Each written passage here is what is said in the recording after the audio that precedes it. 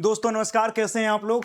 तो हर रोज की भांति आज भी आपसे रूबरू होने का मौका मिल रहा है और कुछ अच्छी चीजें, अच्छे टॉपिक्स लेकर हम आपके सामने हाजिर हैं।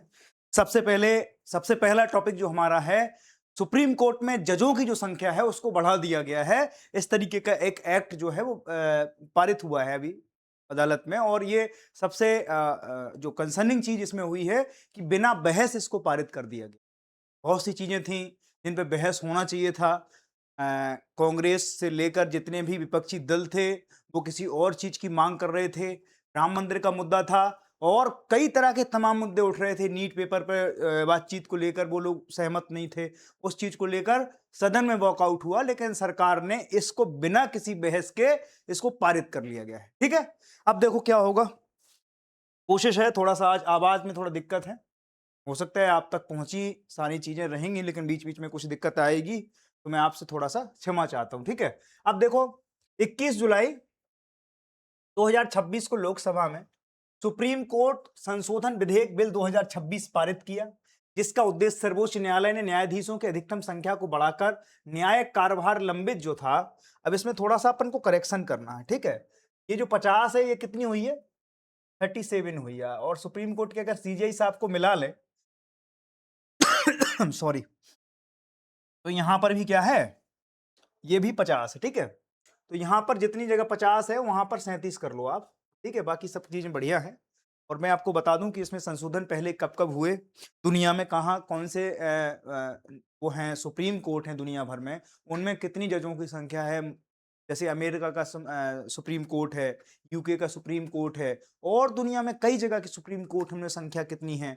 मुझे लगता है भारत में सबसे ज्यादा संख्या इसलिए भी है, 37 कर दी गई है। और अगर सीजीआई साहब को मिला लें इसमें तो 38 है ये पूरी की पूरी संख्या जो अभी विधेयक में प्रस्तावित है। अब जब राष्ट्रपति जी हमारी जो महामहिम है उस पर साइन कर देंगी तो ये कितनी हो जाएगी, ये एक एक्ट बन जाएगा और इसमें क्या बन जाएगा, ये संख्या बढ़कर 38 हो जाएगी।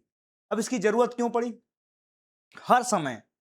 अभी सीजीआई साहब ने जब कहा कि कॉकरोच हैं, पैरासाइट हैं ये लोग, तो बहुत ज्यादा आलोचना जुडिशरी की भी हुई। और जुडिशरी की जब आलोचना होती है तो उसमें सबसे पहले ये पूछा जाता है कि आप लोग क्या कर रहे हैं, इतने सारे केस जो हैं पेंडिंग हैं, इतने एक एक जज पे 25-25 केस जो है वो पेंडिंग एक आदमी पे हैं, बोझ हैं। और हमारी न्याय व्यवस्था में क्या है, बहुत लंबा वक्त चला जाता है। मैंने आपको ये बताया था, एक किस्सा मैं हर बार आपको सुनाता हूं और वो आज भी बहुत ज्यादा वैलिड है, उतना ही प्रासंगिक है जितना 10 साल पहले था। कि हमने एक बार क्या कहा कि जंगल में कोई लोग आए, वो जंगल में क्या करने के लिए, लोमड़ी पकड़ने के लिए आए। और लोमड़ी पकड़ने के लिए आए तो एक भैंस भागे जा रही थी, आगे एक हिरन खड़ी थी। हिरन ने पूछा कि बहन आप क्यों भाग रही हो। बोले जंगल में कुछ लोग आए हैं और वो क्या पकड़ने के लिए, लोमड़ी पकड़ने के लिए आए हैं। तो बोले आप लोमड़ी नहीं हो, आप तो भैंस हो, तो आप क्यों भाग रही हो, वो लोमड़ी पकड़ेंगे, वो अपना निकल जाएंगे पकड़ के।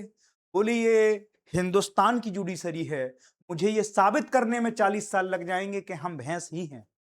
बात समझना, इसका तंज ये है कि आप अगर एक बार किसी भी प्रक्रिया में एनरोल हो गए, जुडिशरी, आप थाना, जुडिशरी के कचहरी, अदालत, इन सब के चक्कर में जैसे ही आप पड़ जाते हैं, एक बार बस आप झूठे भी इस पूरे के पूरे इकोसिस्टम में प्रवेश कर गए, 40 साल लग जाएंगे आपको इस पूरे ग्रह के चक्कर और एक परिक्रमा लगाने, एक प्रदक्षिणा करने में। 40 से कई लोग ऐसे निकले जिनको बाद में अदालत ने रिहा किया और वो जवानी में गए थे जेल में और बुढ़ापे में आके निकले, उनकी पूरी जवानी खा गए। और पता चला क्या था, तो बोले कि केवल न्याय नहीं मिल पाया, न्याय में देरी भी आप ये मान लें कि सजा से ज्यादा है। ठीक है, इसीलिए एफिशिएंसी को बढ़ाने के लिए, ट्रांसपेरेंसी को बढ़ाने के लिए, ये सारी की सारी चीजें गवर्नमेंट अपने एक संस्थागत स्तर से इसको सुधारने की कोशिश कर रही है। और जुडिशरी में संस्थागत सुधार बहुत जरूरी है। आप समझो, हमारे यहाँ कोई एग्जाम तो होता नहीं किसी जज का, जज के लिए, जुडिशरी के लिए कोई ऐसा एग्जाम नहीं है कि आप इस एग्जाम के थ्रू आप सीधे सीजीआई बन सकते हैं। बात समझ ना, चीफ जस्टिस ऑफ इंडिया बनने के लिए किसी भी तरह की आपको योग्यता अगर चाहिए तो उसमें प्रैक्टिस होती है, कई तरह की वो होते हैं। और फिर एक हायरार्की चलती है कि ये चीज फिर ये बनेंगे, ये इस नंबर के जज बनेंगे सुप्रीम कोर्ट के। तो इस तरीके से हमारे यहाँ सुप्रीम कोर्ट के जज को बनाने की प्रक्रिया है। ठीक है। तो ये देखिए कोई एलिजिबिलिटी टेस्ट नहीं है, मतलब मेरे कहने का, उसी के लिए विरोध भी होता है। जब कभी भी जुडिशरी कुछ ऐसे निर्णय देता है तो आम लोगों में से ये भावना जागृत होती है कि साहब जुडिशरी में क्या नहीं है, अपनी खुद की तो एफिशिएंसी इनकी ठीक नहीं है। दुनिया भर पे ये क्या करते हैं, चूंकि जुडिशरी हमारे यहाँ एक फ्री जो है वो संस्था है, वो किसी भी दबाव में नहीं आ सकती है। बात समझ में आ गई? कोई भी अपने हमारे संविधान में जुडिशरी की व्यवस्था इस तरीके से है कि कोई भी उससे ऊपर नहीं है। संसद अगर निरंकुश हो जाती है तो उसको अंकुश लगाने का काम किसका है, वो सुप्रीम कोर्ट का है, इस भारत की जुडिशरी का है। ठीक है, तो वहां पर लोग जो हैं वो वेल कॉम्पिटेंट लोग जो जाना चाहिए, और उसके लिए उन्होंने क्या किया, अभी कुछ चीजों में सुधार करने की कोशिश करी। अब देखो, अधिकतम न्यायाधीशों की संख्या 34 से बढ़ाकर 37 कर दी गई है। सीजीआई साहब को अगर इसमें जोड़ लें, चीफ जस्टिस ऑफ इंडिया अगर इसमें जुड़ जाएं, तो ये कितनी हो जाएगी, 38 हो जाएगी, जो कि पहले कितनी थी आपको मैं बता दूं। जब इस देश में सबसे पहले हमने वो किया था, संयुक्त राज्य अमेरिका में देखो कितनी है, मैंने बताया आपको 9 है केवल। वहां के जज जुडिशरी सिस्टम में जो है जजों की संख्या वो केवल 9 है। ऑस्ट्रेलिया में, यूके में कितनी है, 12 है। ऑस्ट्रेलिया में 7 है। कनाडा में 9 है। अब वहां पर आर्टिकल ही 7 पूरे एग्जिस्ट करते हैं। अमेरिका का संविधान अगर आप देखें तो दुनिया का सबसे फ्लेक्सिबल संविधान कॉन्स्टिट्यूशन माना जाता है। क्यों माना जाता है, आर्टिकल 7 है, वो स्थिति के हिसाब से चीजों को क्या कर लेते हैं, परिवर्तन कर लेते हैं। सबसे बड़ा संविधान कहां का है, तो इंडिया का है। अब वो क्यों है, क्योंकि यहां फ्लेक्सिबिलिटी की दिक्कत है। यहां अगर ये किसी को भी छूट दे दी जाए, रूलिंग गवर्नमेंट है, तो वो क्या करते हैं, अपने मनगढ़ंत चीजों के हिसाब से चीजों को ढालने की क्या करते हैं, कोशिश करते हैं। अगर सोचो कि इतने सारे आर्टिकल, इतने सारे भाग, इतनी सारी चीजें स्पष्ट लिखे होने के बाद भी ये केवल इस चीज में लगे रहते हैं कि हमें लूप होल कहां से मिले, संविधान में ऐसा लिखा है, वैसा लिखा है। आप देखो वाकपटुता देखो उन लोगों की। कई लोगों को इस तरीके से सैद्धांतिक रूप से देखा जाता है कि वो कानून अपने हिसाब से क्या कर लें, मॉडिफिकेशन कर लें उनको। जैसे अभी डिलिमिटेशन बिल अभी अटका पड़ा है, एफसीआरए बिल आ रहा है अभी संसद में, ऐसी मानसून सत्र की ये पेंडिंग बिल हैं जो आने वाले हैं, आपको मैंने बताया था पिछले उसमें। तो एफसीआरए है, डिलिमिटेशन है, डिलिमिटेशन के बाद कास्ट सेंसस है अगले साल, कास्ट सेंसस के बाद फिर क्या होगा, फिर उस पर पूरे के पूरी चीजें बनाई जाएंगी, और हमारे पास डिलिमिटेशन हो जाएगा। तो डिलिमिटेशन के बाद फिर एक जो ऑप्शन बचता है, मतलब ये मान लो कि ए पहली सीढ़ी है और लास्ट इसका कहां है, तो वन नेशन वन इलेक्शन। और वन नेशन वन इलेक्शन जैसी हो जाएगा तो फिर क्या हो जाएगा, सत्ता की निरंकुशता इस देश में बढ़ जाएगी। आप समझ रहे हैं ना इन चीजों को मैं क्या किस चीज से जोड़ने की कोशिश कर रहा हूं। उसी चीज में आप देखो, जुडिशरी पे जब दबाव पड़ा तो सरकार को इस चीज को महसूस हुआ कि अब जो पेंडिंग केसेस हैं उनको जल्दी बहाल करने के लिए क्या जरूरत है। जब भी आप किसी भी सीजीआई से पूछे तो क्या है, बोले साहब भर्ती नहीं होती हमारे यहाँ, भर्ती नहीं होती, सरकार ने कहा रुको हम करते हैं, इंतजाम करते हैं। तो आप देखो कि जब कोई चीज आप नीचे स्तर पे है, जुडिशरी की आप पूरी पैटर्न समझो, जिला स्तर पे आएगा, जिला स्तर से हाई कोर्ट पे जाएगा, हाई कोर्ट से कहां जाएगा, फिर वो सुप्रीम कोर्ट आएगा, और सुप्रीम कोर्ट में कोई सुनने वाला है नहीं। 34 जज हैं आपके पास, बेंचें हैं, 7-7 लोगों की एक साथ बेंच बैठती है, 9-9 लोगों की बेंचें बिठानी पड़ती हैं, और टोटल जज हैं आपके पास 34। कैसे आप सुनेंगे। और आप सोचो कि आप एक आपका डिसीजन किसी की जिंदगी और मौत का कारण बन सकता है। बात समझ में आ गई। तो आप किसी के साथ गलत नहीं कर सकते हो, आपके एक एक जजमेंट को लेकर फिर क्या किया जाएगा, आपकी यही तो अपील की जाती है। हाई कोर्ट का कोई जजमेंट अगर आ गया जज का, सुप्रीम कोर्ट को उसको बेस बना लिया जाता है। साहब फलाने जगह पे उन्होंने कहा XYZ बनाम संघवाद में ये वाला डिसीजन दिया था जज साहब ने, आप इससे कैसे तर हो, फिर सुप्रीम कोर्ट उसकी व्याख्या करता है। और सुप्रीम कोर्ट सुप्रीम वो है जुडिशरी में, अगर सुप्रीम कोर्ट ने जो कह दिया, वो कहते हैं ना मेरे मुंह से जो निकले वही सताकत है, मेरे मुंह में तुम्हारी जबान थोड़ी है। तो अगर उनने जो बता दिया वो कानून है कल का, अगर आज वो जो बात कर रहे हैं ना वो कल कानून बन जाएगा इस देश में। इसीलिए आप ये समझने की कोशिश करिए कि आप जिस जगह भी हैं बहुत महत्वपूर्ण जगह होते हैं, तो आप कोई गलत काम ना करें, उससे बेहतर है कि काम भले ही थोड़ा स्लो करें लेकिन गलत नहीं करना है, ठीक है। तो उसके लिए क्या होगा, एक एक केस में 10-10 20-20 साल लग जाते हैं ट्रायल होते होते, ठीक है। तो इसकी चीज को देखते हुए हमें क्या था, जुडिशरी में लोगों अभी एक बहुत कम है, ये भी बहुत कम है। आपने 33 लोगों से 37 लोगों की टीम में बदला, उन्हें एक बेंच बढ़ा दी और क्या किया। लेकिन एक बेंच बढ़ने से सोचो कितने मामले महीने भर में क्या हुए, सॉर्ट आउट हुए। दूसरी चीज जजों के साथ और भी है, आप 150 करोड़ छूने जा रहे हैं पॉपुलेशन जजों का, लेकिन वेकेशन 4 महीने का ही है। आज भी इस देश में 8 महीने जुडिशरी काम करती है, 4 महीने नहीं करती है साल में, और ये बहुत बड़ी दिक्कत है। और इसके ऊपर भी संशोधन लाने की कोशिश है गवर्नमेंट की।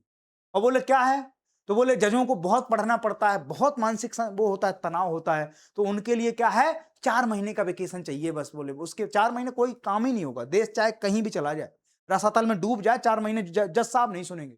जज साहब क्या है, वो लोकसभा राज्यसभा सबसे ऊपर है, जज साहब जो बोल देंगे वही है। अब जो बोल देंगे तो फिर उनसे कौन डिस्टर्ब करेगा। जज साहब ने तो बोला था कि सब कॉकरोच हैं, पैरासाइट हैं, गवर्नमेंट को भरना पड़ा, मंत्री को इस्तीफा देना पड़ा, गर्दन उसकी कट गई बेचारे की। तो आप जितने बड़े पदों पर बैठे होते हैं, आपकी जिम्मेवारी उतनी ज्यादा होती है।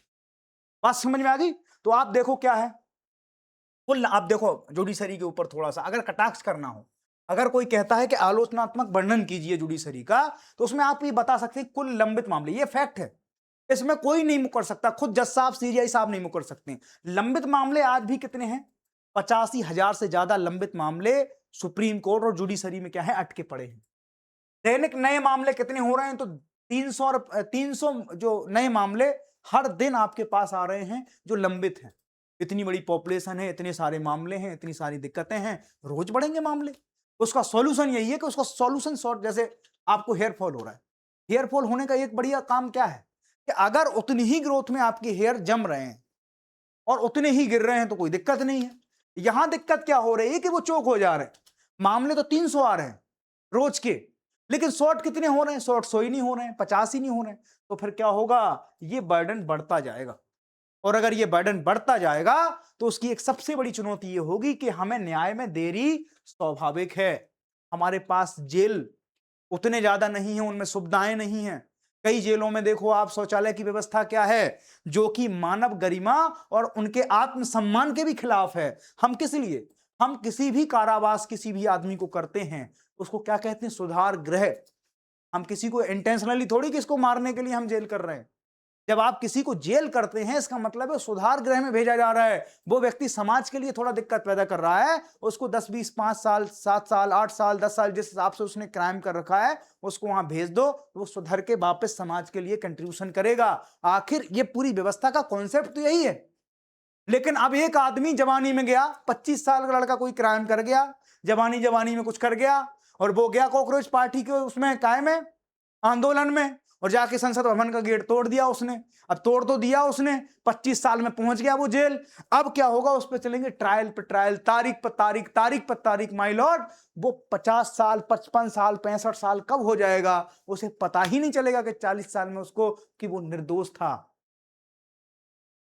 बात समझ में आ गई। तो 40 साल का जो फेर मैं बता रहा हूं कि भैंस को भैंस होने में, इस साबित करने में 40 साल लग जाएंगे, उसका खानदान नष्ट हो जाएगा। ये इस जुडिशरी के ऊपर तंज इसलिए बोलते हैं लोग, क्योंकि सोचो 85,000 से ज्यादा मामले लंबित हैं शीर्ष अदालतों में, 300 नए मामले रोज आ रहे हैं। सॉर्ट आउट करने का हमारे पास समय नहीं है, जल्दबाजी हम कर नहीं सकते हैं। तो एक ही काम बचता है कि भाई और ज्यादा बेंचें खोल दो, और ज्यादा इंफ्रास्ट्रक्चर बिल्ड कर दो, ताकि नए मामलों के लिए नए लोग सुनवाई कर सकें और अगले आदमी को समय पर न्याय मिल जाए। अगर आदमी को समय पर न्याय न मिलना भी एक अन्याय है उसके साथ, ठीक है, जो हम बात कर रहे हैं। अब देखो आप, स्वीकृत न्यायाधीशों की संख्या सीजीआई सहित 34 थी पहले, अब इसको कितना कर दिया गया है, अब इसको 37 या 38 कर दिया गया। 37 तो टोटल है और एक सीजीआई साहब जुड़ जाएंगे। कार्यरत न्यायाधीश वर्तमान में कितने हैं, 32 हैं।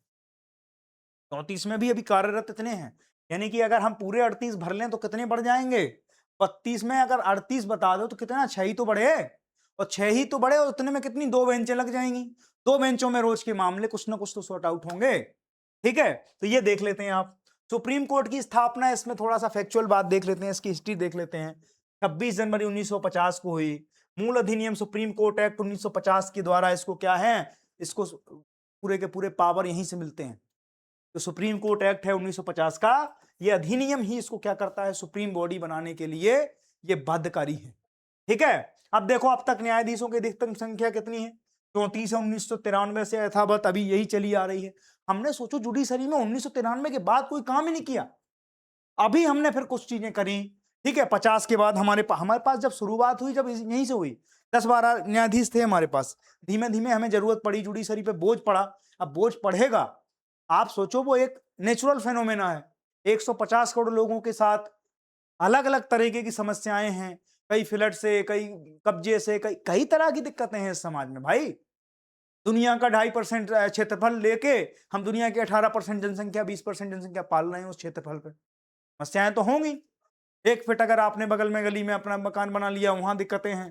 सरकारी जमीन कब्जाने की दिक्कतें हैं। तो रोज दिक्कतें तो हर जगह हैं, डिस्ट्रीब्यूशन करने का काम है। लेकिन उस डिस्ट्रीब्यूट को कैसे आप रिजॉल्व करेंगे, तो वो काम किसका है? न्यायालय का। न्यायालय में साहब स्टाफिंग नहीं है। मैंने कल भी बताया था, किसी भी जगह अगर आपको देखना है तो पोस्ट कॉर्प का एक नियम लगता है, सबसे पहले प्लानिंग कर लो, ऑर्गेनाइजेशन करो, है ना, स्टाफिंग करो, बजटिंग करो, और उसको फिर क्या करो, कोऑर्डिनेशन करके देखो आपकी चीजें सही चल जाए। संस्था एक संघ ही तो है। तो हर जगह जब आप बॉडी के हिसाब से काम करते हैं, तो उसमें आपको ये देखना पड़ता है कि किस तरीके से चीजें काम कर रही हैं। बात समझ में आ गई? तो आप देखो, लंबत में आप इसके लाभ क्या होंगे? जो सुप्रीम कोर्ट में अभी जजों की संख्या बढ़ी, उसका लाभ ये होगा कि जो अपेक्षित जो मामले लंबित हैं, उसको रिजॉल्व करने में आसानी होगी। वो बहुत जल्दी आपके क्या हो जाएंगे, मामलों में कमी आएगी, न्याय तक समयबद्ध और सुगम पहुंच हो जाएगी। मैंने कहा न्याय संबद्ध होना चाहिए, न्याय में समयबद्ध होना चाहिए चीजें, कि आपको 6 महीने में आपका ट्रायल हो जाएगा। अब सोचो, अगर अभी नीट और इसका पेपर अगर फास्ट ट्रैक कोर्ट नहीं बनाए होते, तो ये कितने दिनों तक जाता।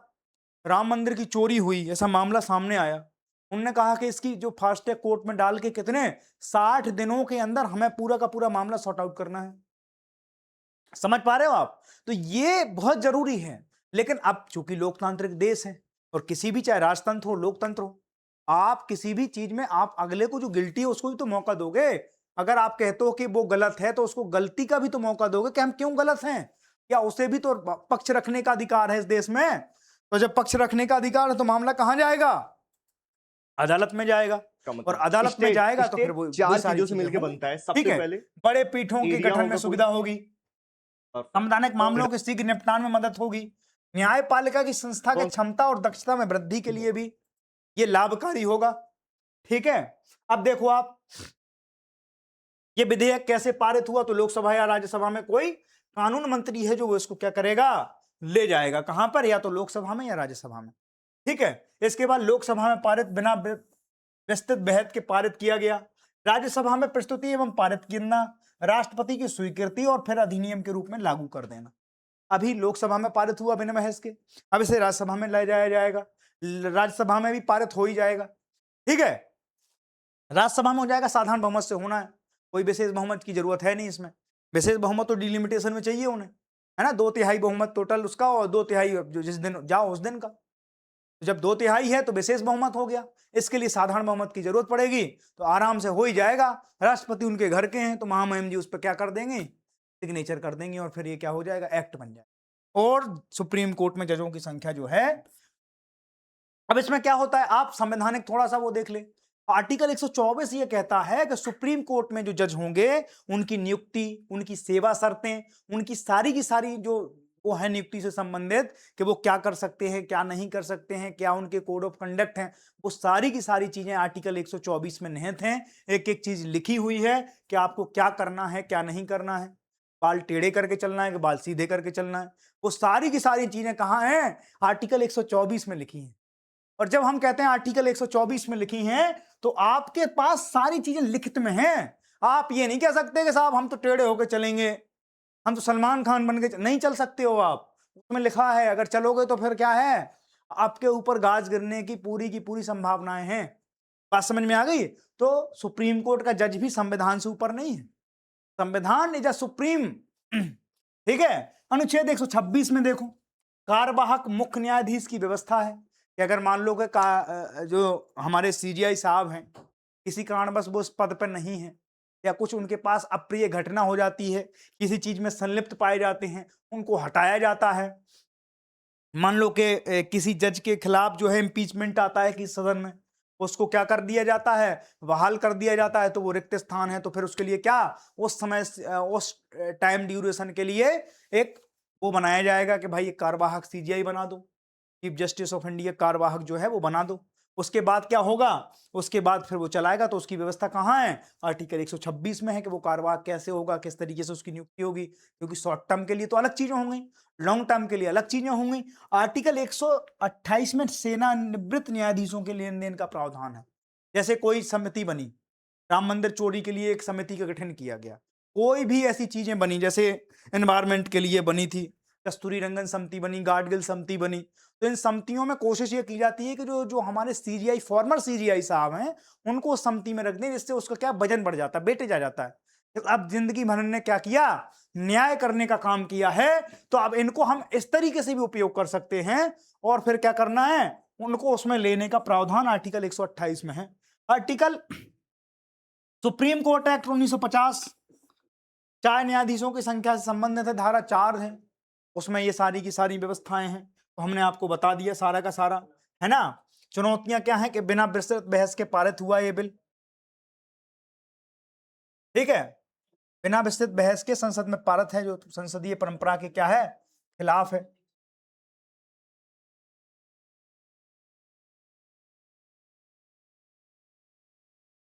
ठीक है, न्याय गुणवत्ता पर संभावित प्रभाव है इसका। इंफ्रास्ट्रक्चर, संसाधन और प्रशासनिक तैयारियों की आवश्यकता है, और नियुक्ति प्रक्रिया में पारदर्शिता और समयबद्धता की आवश्यकता है। इसकी चुनौतियां ये हैं कि नियुक्ति प्रक्रिया में हम वो नहीं बता पा रहे जो चीजें होनी चाहिए। न्यायिक स्वतंत्रता पर अप्रत्यक्ष प्रभाव की आशंका है, और सारी की सारी चीजें आप देखो तो इसमें एक चीज और है कि इसमें क्या कर सकते हैं हम, जजों की नियुक्ति से संबंधित चीजें हैं। न्यायिक नियुक्तियों की समयबद्ध और पारदर्शी प्रक्रिया सुनिश्चित करना है। आवश्यक भौतिक तकनीक और मानव संसाधन का सुदृढ़ीकरण करना है। मामलों के प्रबंधन के लिए ई कोर्ट, एआई आधारित केस मैनेजमेंट का विस्तार है। अधीनस्थ न्यायालयों की क्षमता वृद्धि के साथ समन्वित दृष्टिकोण की आवश्यकता है, तब जाके चीजें सब सेटल हो जाएंगी। न्यायिक सुधारों में व्यापक राष्ट्रीय विमर्श और न्याय निर्माण नीति। अभी तक क्या है, हमने कभी भी अपने पूरे कॉन्स्टिट्यूशन का क्या नहीं कि सोशलाइजेशन नहीं हो पाया। ये बिल्कुल आप मान के चलिए, जब भी हम अपनी जिक्र करते हैं, आप सोचो, हमें हमारी दिक्कतें पता है, हमें सबसे पहले वकील को बताना है, और वकील तब सुनेगा जब वो पैसा देंगे। आप समझने की कोशिश करो कि ये चीज कितनी गुनहगार है कि जो विक्टिम है बता बेचारा वो बोल नहीं पा रहा है जज साहब के सामने, और जज साहब सुन नहीं पा रहे हैं। जज साहब को इंग्लिश आती है, उसको हिंदी आती है। आप सोचो कि कम्युनिकेशन गैप है। अब क्या करेंगे, और एक स्पेशल उन्होंने भाषा का निर्माण कर रखा है कि ना वो जज को समझ में आएगी, ना वो ग्राहक को समझ में आएगी एक दूसरे की। तो क्या है, बीच में हम क्या करते हैं, एक मीडिएटर की बात रखते हैं, जिसको बोलते हैं दलाल। वकील को हम शुद्ध बोलते हैं भाषा में दलाल। इसका काम केवल ट्रांसलेटर का है। क्या काम करता है, ये जज साहब से उसकी घालमेल करता है, इससे जज साहब की घालमेल करता है, और जो इसने प्रेजेंट कर दिया, और कई बार ऐसा होता है ओवरलैप भी कर लेता है। ये जो इसकी विपक्षी पार्टी है ना, अगर इसने 5,000 फीस लिया अगले से और इसने 7,000 दे दी सामने से, तो ये उसके पक्ष में जाके बैठ जाएगा। सोचो, एक आदमी विक्टिम है, वो ये प्रूफ ही नहीं कर पाएगा कि वो क्यों विक्टिम है। ये हमारी न्याय व्यवस्था में हमारे कॉन्स्टिट्यूशन के सोशलाइजेशन की दिक्कत है। हम आज तक का रिकॉर्ड है, हम अपने संविधान का ग्राउंड पर कभी सोशलाइजेशन कर ही नहीं पाए। और इसकी बहुत बड़ी दिक्कत है कि जो हमारी जनसंख्या, एक बहुत बड़ी आबादी थी, वो या तो अनपढ़ थी, या वो उतनी ज्यादा पढ़ी लिखी नहीं हो पाई समय के साथ। और सारी की सारी चीजें हमारे साथ यही दिक्कतें रही कि हमने कोशिश ये नहीं की कभी भी कि हम अपने कॉन्स्टिट्यूशन का क्या करें, सोशलाइजेशन करें। आप देखो किसी भी जगह पे आपको रामायण मुंह जबानी याद होगी, गीता मुंह जबानी याद होगी। सोशल स्तर पे कभी भी कॉन्स्टिट्यूशन आपको मुंह जबानी याद नहीं होगा। क्यों नहीं होगा? आपके नियम धर्म सारे उसी से चल रहे हैं, आपको वो चीजें याद नहीं है, बाकी सब चीजें आपको देखो। तो ये चीजें हमारे पास कुछ ना कुछ कमी है, जिसका हमें करने की जरूरत है। बात समझ में आ गई? अब आप देखो अगला है सुप्रीम कोर्ट का केंद्र सरकार को एक निर्देश है, एक डायरेक्शन दिया है सुप्रीम कोर्ट ने कि हमारे देश में जो ट्रांसजेंडर कम्युनिटी है, वो उसके प्रति कोई भी कानून बनाएं, आप कोई भी उसके लिए काम करें, वो बहुत ज्यादा संवेदनशील तरीके से और फिर कैसे सावधानी पूर्वक बनाना है। क्यों? क्योंकि ये बहुत सेंसिटिव मुद्दा है। आप समझने की कोशिश करो, हजारों वर्ष से इस देश में हर आदमी, हर वर्ग के लिए आवाज उठी। हमने एससी के लिए आवाज उठाई, आज़ादी से पहले उठती आ रही है, बराबरी के हक की बात करी, बहुत अच्छी चीज़ थी। महिलाओं की दुर्दशा पे हमने बात करी, महिलाओं की दुर्दशा के बाद हमने महिलाओं की स्थितियों को संभाला, हमने उनको अच्छे से क्या किया, प्रेजेंटेशन दिया। अभी जब हमने कहा महिला आरक्षण की बात कर रहे हैं हम, रिप्रेजेंटेशन एक्ट में 33% आरक्षण देने की बात कर रहे हैं, अच्छी बात है, होनी चाहिए, महिलाओं का रिप्रेजेंटेशन भी होना चाहिए। देश की एक आधी आबादी किसी चीज से अछूती न रह जाए, इसके लिए कोशिश करनी चाहिए, और वो बहुत अच्छी चीज थी। हमने एसटी के हकों की बात की इस देश में, हमने क्या की, जो भी हमारे आदिवासी भाई बहन थे, ट्राइब कम्युनिटी थी अलग अलग जगहों की, हमने उनके हकों की बात की, जड़ जंगल जमीन की बात की, ठीक है, और हमने महिलाओं की बात की, हमने युवाओं की बात की, हमने सबकी बात कर ली है इस देश में। केवल एक कम्युनिटी जो थी जिसकी आज तक बात नहीं हो पाई, वो थी third gender community, transgender community, जिसकी आज तक हमने बात ही नहीं की, जबकि उस बात में उस आदमी का कोई दोष नहीं है। इस देश में 3 तरह के पाए जाते हैं लोग, या तो फीमेल होगा, या फिर मेल होगा, या फिर इन दोनों में अगर कोई नहीं है तो वो साइंटिफिक डिफेक्शन से ही तो चीजें बनती हैं। तो अगर साइंटिफिक डिफेक्शन किसी चीज में है तो वो थर्ड जेंडर कम्युनिटी हो गई। उसको इतनी ज्यादा हीन भावना से या अछूत भावना से क्यों देखना है? समाज में उनकी यही स्थिति है। साहब उनको इतना ज्यादा आपने मतलब हाशिए पर खड़ा कर दिया है कि वो मुख्य समाज का हिस्सा ही नहीं है। और इस वाली कम्युनिटी में आप ये नहीं कह सकते हो कि ये अमीर से है, ये गरीब से है, ये आपका जनरल है, ये ओबीसी है, ये एससी है। इसमें सभी लोग शामिल हैं। तो जब ये बहुत एक मास वॉल्यूम में लोग हैं और एक बहुत बड़ी आबादी है, और वो आबादी हमारी ही जगह, हमारी ही समाज से बिलोंग करती है, तो हमें उनकी समस्याओं को समझने का हक है, हमें उनकी समस्याएं समझना चाहिए। बात समझ में आई? सुप्रीम कोर्ट ने कम से कम उस चीज के ऊपर क्या दिया है, अपना एक सजेशन दिया है केंद्र सरकार को कि ट्रांसजेंडर पहचान से संबंधित कोई भी नया कानून या नियम बनाओ आप, तो वो बहुत सावधानी पूर्वक बनाया जाए। ठीक है, अदालत ने कहा कि ऐसा कानून संविधान प्रदत्त अधिकारों, गरिमा, सम्मान और समावेशन के सिद्धांतों के अनुरूप होना चाहिए। बात समझ में आ गई? आप देखो, सबसे पहले इनकी कानूनी पृष्ठभूमि देखो, बहुत दिनों से ये लड़ाई लड़ रहे हैं, आजादी के पहले से ये भी लड़ाई लड़ रहे हैं। इनकी लड़ाई आज तक धरातल पे कोई रंग नहीं ला पाई है। क्यों? क्योंकि इनकी बायस को यार ये तो वही कम्युनिटी है। और जब आप इतनी हीन भावना से किसी आदमी को देखते हैं ना, आप कभी भी जाइए, कनॉट प्लेस दिल्ली का दिल माना जाता है सीपी, रात में 7 बजे के बाद वहां इसी कम्युनिटी के लोग पूरे उसमें बैठे रहते हैं, चर्चाएं करते हैं। उन्हें बड़ा कुंठा होती है कि यार हम इसी समाज में हैं, इसी समाज का हिस्सा हैं, हमें लोग माना भी नहीं मानते। क्यों नहीं मानते? हमारा काम क्या है? हमने थोड़ी कर दिया है कोई चीज। आप मेल नहीं है, फीमेल नहीं है, आप ट्रांसजेंडर हैं, इसमें उनकी क्या गलती है? तो आपने जब पूरी कम्युनिटी का, आपने स्त्रियों के ऊपर विमर्श किया, आपने दलितों के ऊपर विमर्श किया इस समाज में, आपने समाज में युवाओं के ऊपर विमर्श किया, आपने सती प्रथा के खिलाफ आंदोलन चलाए, आप कैसे छोड़ सकते हैं? हम 2026 में जी रहे हैं, हम कैसे डिस्क्रिमिनेशन कर सकते हैं किसी आदमी के प्रति, जबकि उस चीज के लिए वो 1% जिम्मेवार व्यक्ति नहीं है। बात समझ में आई? तो आप देखो, इनका थोड़ा पृष्ठभूमि देख लेते हैं। इसकी कानूनी पृष्ठभूमि यह है, 2014 में नालसा बनाम भारत संघ का एक केस आता है। सुप्रीम कोर्ट ने ट्रांसजेंडर व्यक्तियों को तीसरे लिंग के रूप में मान्यता दी। फॉर्म में हम आगे अक्सर यही भरते थे, या तो आप पुल्लिंग है या स्त्रीलिंग है। इसमें क्या कर दिया उन्होंने, इसमें थर्ड जेंडर, थर्ड लिंग के उसमें इनको मान्यता दे दी 2014 में। सोचो कब से लड़ाई लड़ रहे हैं, तब से लेकर अभी 2014 में इन्हें इसकी लड़ाई में कुछ चीजें बताई कि आप थर्ड जेंडर हैं। और ये कई फॉर्म में, पहले फॉर्म में ही नहीं आते थे, मेल है फीमेल है, खत्म हो गई बात। या तो आप खुद को मेल बताओ या आप फीमेल बताओ खुद को। अभी एक बहुत बड़ा फेमस क्रिकेटर हैं संजय बांगर, उनके एक लड़का था, है ना, अब वो लड़की बन गई हैं, और उनका नाम है अनाया बांगर। अनाया बांगर ने अपना पूरा सर्जरी ट्रीटमेंट वगैरह करा के, वो खुद को, उनको था कि भाई हमें लड़की बनना है तो लड़की बनना है, ये व्यक्तिगत चॉइस है किसी की, इस पे आप थोप छोड़ सकते हैं कि आपने नहीं, आप यही करिएगा। बात समझ में आ गई? तो ये चीजें हैं। ट्रांसजेंडर व्यक्ति 2019 में अधिकार संरक्षण अधिनियम 2019 भेदभाव निषेध बनाया गया। सोचो, इनके साथ अब कोई भेदभाव नहीं करेगा, ऐसा अधिकार, ऐसा एक्ट हम कब पारित करा पाए? 2019 में।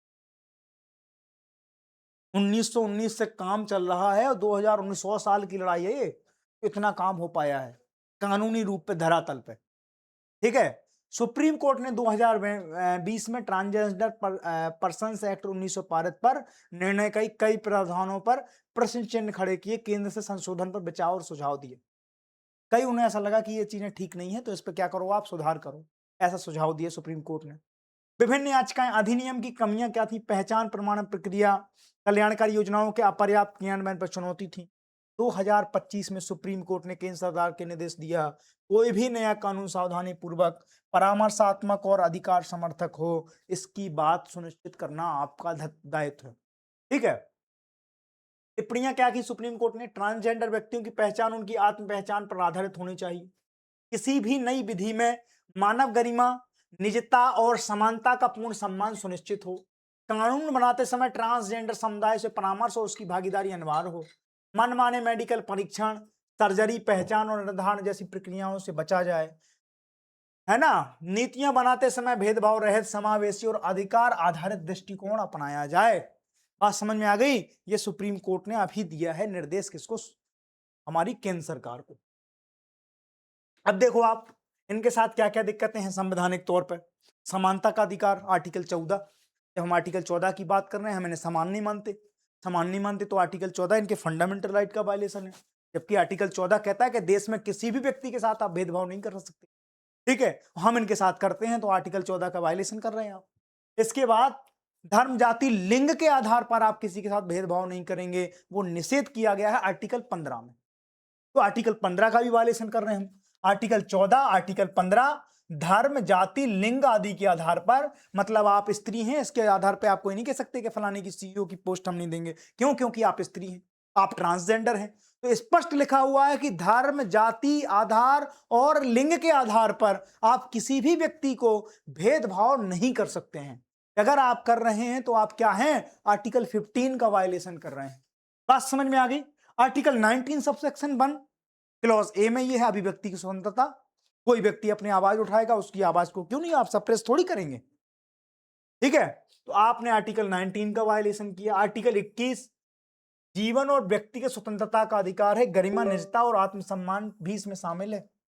निजता और गरिमा, किसी व्यक्ति की आप क्या कर रहे हैं? आइडेंटिटी को आप नीलाम नहीं कर सकते कि वो ट्रांसजेंडर है, ये एक तरह का गुनाह है। और जब हम कहते हैं कि आर्टिकल ट्रांसजेंडर पर्सन एक्ट 1919 जो है प्रावधान उसमें निषिद्ध किया गया है, तो फिर यहाँ पर सारी चीजें, और ये तो व्यक्तिगत तौर पे आप गलत कर रहे हो। अगर किसी आदमी को आप गलत शब्दों से संबोधित कर रहे हो, आप ठीक यानी है। कि अपने मंत्री खुद के संविधान परिषद का भी उल्लंघन कर, आप गालियां दे रहे हो खुद को। बात समझ में आ रही? अनुच्छेद 38, 39 और 41 में सामाजिक न्याय की बात करी गई है। ये वंचित वर्ग है, ये हाशिए पे खड़ा हुआ वर्ग है, अपनी कई सालों सदियों से लड़ाई लड़ रहा है ये आदमी, तो ये वर्ग, इसकी सुनवाई नहीं हो रही है, तो ये कमजोर वर्ग है, ये मान के चलो आप। ठीक है, तो आर्टिकल 41, आर्टिकल 39 और आर्टिकल 38 का हम सामाजिक न्याय व्यवस्था का भी क्या कर रहे हैं? पूर्ण विरोध कर रहे हैं। इसकी भी थोड़ा सा समझ होनी चाहिए आपको कि अपन संवैधानिक तरीके से क्या कर रहे हैं। ठीक है, नए कानून जिन सिद्धांतों का अध्ययन रखा जाए वो क्या है? आत्म पहचान का अधिकार, भेदभाव को निषेध किया जाए, परामर्श और भागीदारी रखी जाए, गोपनीयता की विशेष और गरिमा की बात करी जाए, कल्याणकारी उपाय देखे जाएं, सरल और गैर आक्रमण प्रक्रियाओं का, जैसे मेडिकल सर्जरी हो गई, जटिल प्रक्रियाओं को अनिवार्य रूप से बचा जाना चाहिए कि ये नहीं। अब कोई आदमी जेंडर है, ट्रांसजेंडर है, वो कहते हैं इसका सबूत लाओ आप। ये मजाक चल रहा है किसी की गरिमा के साथ, उसका आत्मसम्मान क्या बचा है? आप देखो, अभी सीजेपी का आंदोलन था, वहां पर कई ट्रांसजेंडर थे। मतलब अगर 100 आदमी है तो उनमें 50 आदमी तो केवल यही लोग थे, इसी कम्युनिटी के थे, अपनी मांगों को रख रहे थे। कोशिश करते हैं कि जिस जगह जब कभी आंदोलन हो तो वो अपने आप को रखें वहां पे, कोई नहीं सुनवाई करता उनकी। बात समझ में आ गई? तो कानूनी रूप से ये बड़ी बात है। आप देखो इधर, पहचान निर्धारण के लिए मनमाने मानकों, मेडिकल बोर्ड पर आकर अत्यधिक निर्भरता ना हो, ट्रांसजेंडर व्यक्तियों के अधिकारों को सीमित और प्रतीकात्मक संरक्षण मिले, कानून के नाम पर निगरानी, डेटा संग्रहण की निजता का उल्लंघन है, समुदाय की वास्तविक सामाजिक आर्थिक चुनौतियों की अनदेखी है, नीति निर्माण में संवेदनशीलता, भाषा और गरिमामय दृष्टिकोण का अभाव है।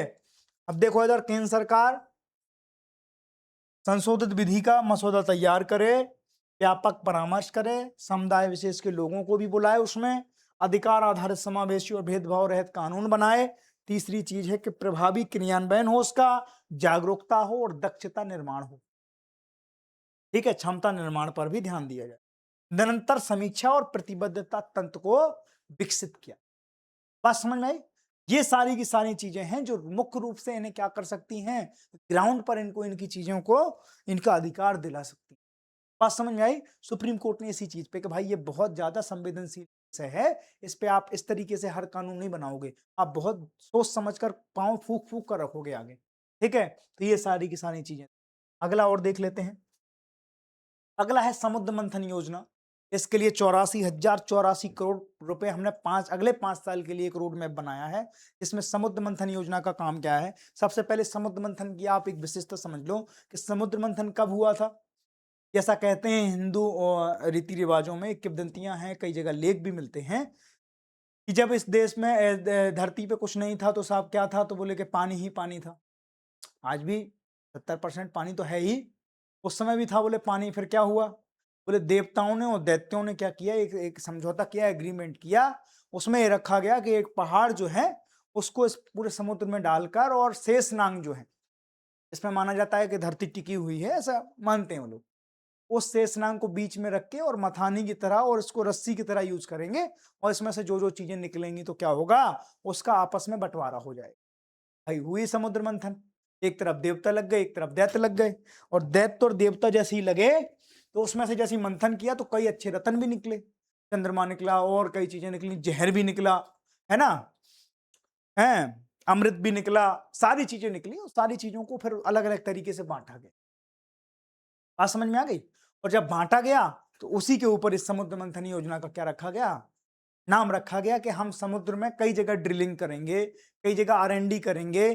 चूंकि दुनिया के हालात कुछ इस तरीके से हैं कि हमने क्या किया है, हमने कोशिश ये करी है कि हम ऊर्जा के क्षेत्र में आत्मनिर्भर हों, और उसके लिए सबसे ज्यादा जरूरत क्या है?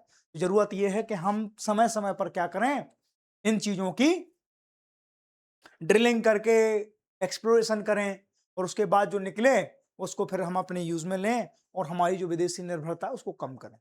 इसके लिए हमने क्या किया, 85,000 लगभग 84,084 करोड़ रुपया हमने आवंटित किया, और इसका क्या है 2025-26 से 31-32 तक ये पूरा 6 वर्षों का प्रोग्राम है।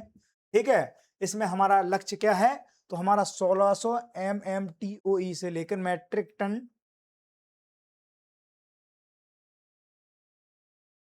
से लेकर, आप देखो यहां पर एक साल में क्या लक्ष्य हमारा 62 से 80 मैट्रिक टन, तो हमारी ऊर्जा का वो है, वो हम खुद इसको क्या करें, हम उत्पन्न करें, ठीक है, उत्सर्जित करें खुद के।